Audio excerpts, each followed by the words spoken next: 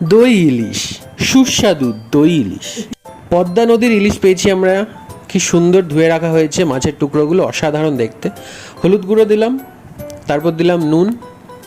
এগুলো মাছের সাথে মাখিয়ে আমরা গরম সর্ষের তেলে হালকা ভেজে নেব। দেখুন আমরা একদম হালকা ভেজে নিচ্ছি মাছের পিসগুলো। উফ কি সুন্দর দেখতে। এবার তুলে নেব এক এক করে।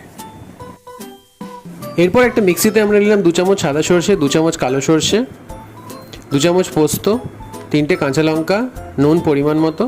মিক্সিতে ভালো করে বেটে নেবো। এবার 200 গ্রাম টক দইতে এই বাটা মশলাটা মিশিয়ে নেবো।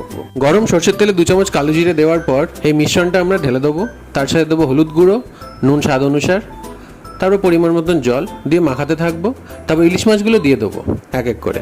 মাছটা কি নরম, হালকা ফুটলেই আমরা এর ওপর কাঁচা লঙ্কা দিয়ে গার্নিশিং করে নেব।